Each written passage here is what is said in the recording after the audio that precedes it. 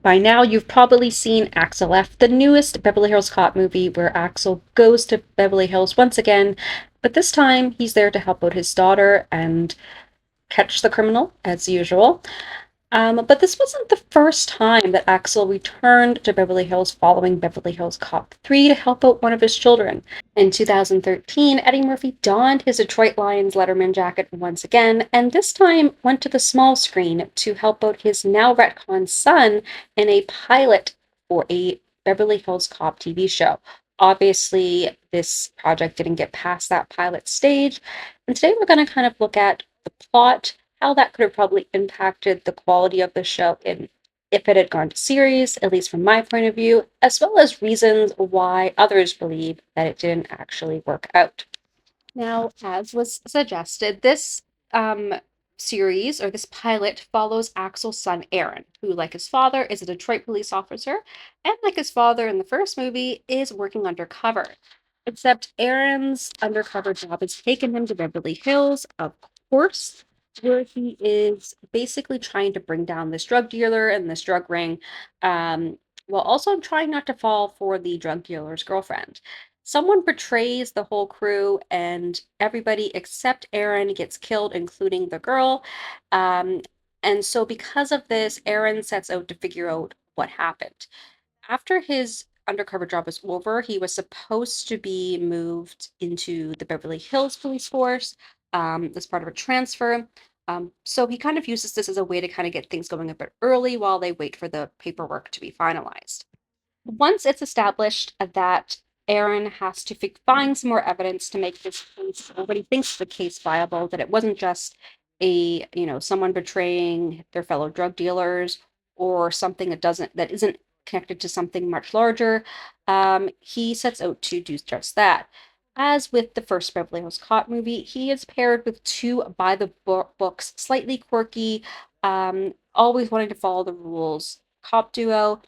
And so his Taggart and Rosewood are Layla, I think that's how you say her name, and Brad.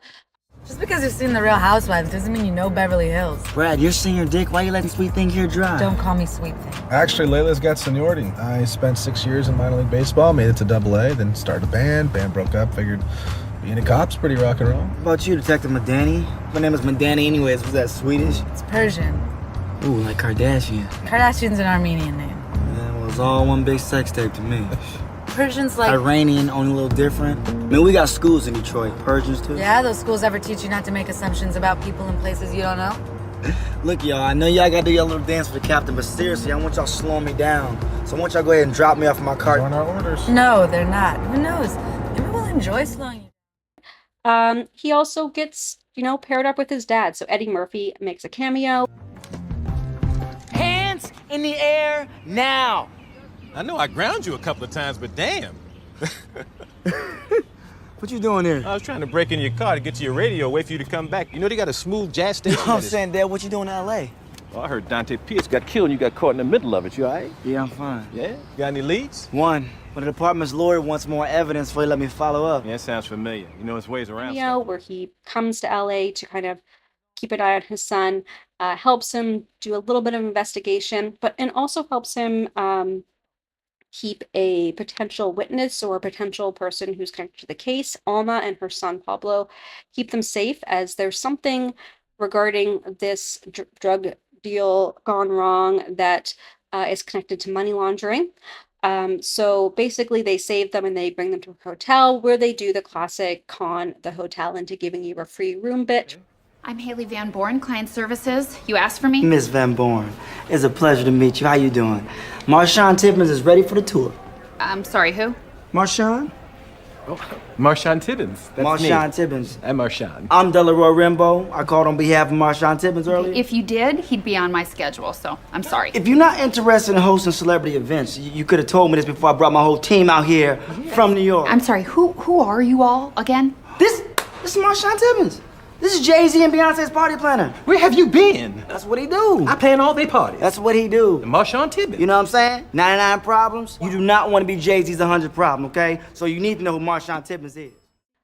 Then basically everything is just Aaron and his, new cop friends trying to figure out what's going on, having some disagreements, Aaron challenging authority, finding more clues, and then eventually the bad guys figuring out where Alma and her son are, coming in, trying to kidnap them, um, and take them to Mexico because apparently, and I didn't mention this because again, and I don't want to too complicate this plot, but basically the money that she's attached to is in Mexico where they have to go get it and then bring it back into the States where no one will know it was used for drugs. I think I got that correct.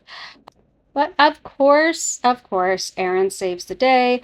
The bad guys lose, and Alma, I guess, as a nice little twist here, is able to keep the money because of some reason involving, like, something. I don't know. Anyway, she gets to keep the money. I wasn't fully paying attention at this point because I was really bored. But anyways, she's happy. She moves into her dream house, and Aaron's papers to transfer him into the Beverly Hills Police Force finally come through.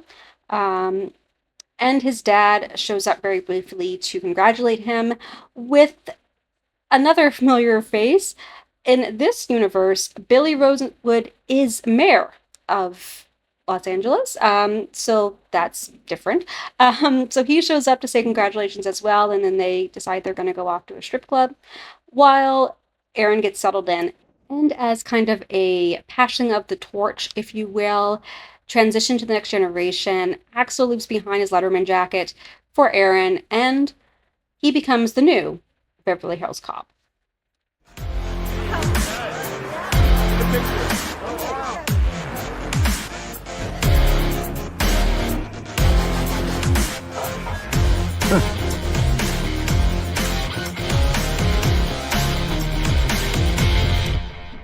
So that was the Beverly Hills Cop pilot from 2013.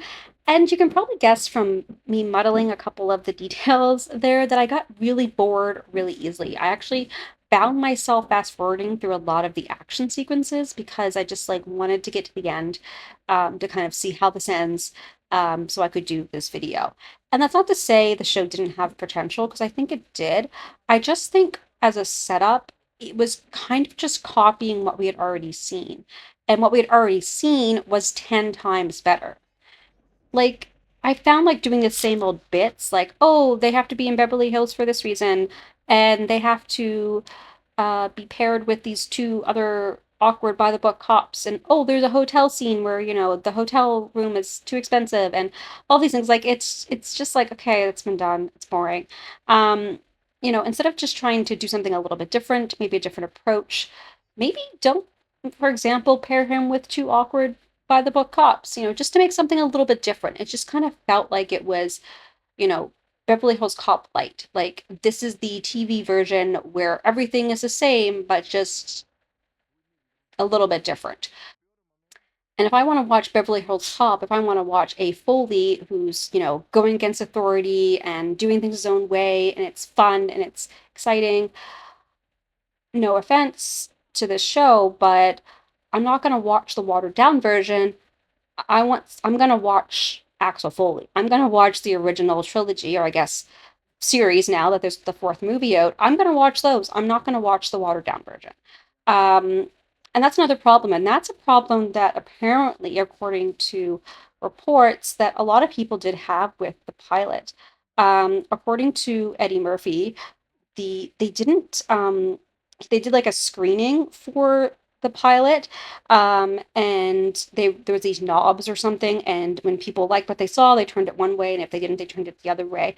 And when he showed up on screen, apparently people kept turning the knobs so much that they broke the knobs. And he didn't want to commit to a series, even as a recurring character. So he felt that this was, a reason why the show didn't get picked up. And I can see that. Like, again, Brandon T. Jackson, who plays Aaron here, did a really great job with the role, but it just felt like it was just a repeat. Like, the character didn't seem to have his own identity outside of being just the same thing. Like, just this carbon copy of a character we've already seen. So let's talk about why, at least in my opinion, that whole idea of the same yet slightly different didn't work in this case, because it could have worked. So the example I want to use here, kind of ironically, is the Rocky franchise. So it's ironic because if you know Beverly Hills Cop, you know that Sylvester Stallone, who is Rocky, was supposed to play Axel in the before they cast Eddie Murphy. But I think the whole Rocky franchise really does that whole next generation thing really well, and I really want to highlight it here because it shows how it can be done. So as you know, if you know Rocky, you know that it's kind of transitioned into a newer franchise, which is still connected with Donnie Creed, son of Apollo Creed, and it's kind of become its own. And it doesn't feel like Donnie is being a carbon copy of Rocky or that he's being a carbon copy of his father. So yes, the storylines are very similar. They're all about overcoming adversity and training montages and, you know, beating your opponent and coming out on top and all of that stuff and dealing with trauma and you know all of that and everything that goes along with that. But Donnie feels like his own character. He doesn't feel like he's just Rocky Junior in a sense. He also doesn't feel like he's Apollo. Like I said, he's doing things his own way. He has his own development. He has his own characteristics. He's not, dancing around in, American flag attire. He's a little bit more serious and a little bit more affected by things in his life. And while again that's more of a Rocky characteristic, it doesn't feel like he's Rocky because of the development and changes. And this is kind of also why Jane works in Axel F, the new movie, is that she's Axel's daughter and she does have some of the same characteristics as him, but she's just that much different, right? She's a lawyer and she's more kind of less about rule breaking and more about following the rules, but doing so in a way that is a little bit rebellious, I guess, if you want to describe it that way. Um, so again, that's what needs to be done. Just small tweaks here and there with characters that allows them to seem like they're still like carrying on that theme or that idea, but they're doing so in their own way. It's their own journey, their own thing. It's not just them repeating the same thing over and over again. So that's where I'll end. And, just say like, if you're going to do a next generation, make it unique enough that it feels connected to the original franchise, that it honors the original franchise, and it doesn't feel like a copy of the original franchise. And if you do, you're golden. If you don't, you're the failed pilot of the Beverly Hills Cop TV show.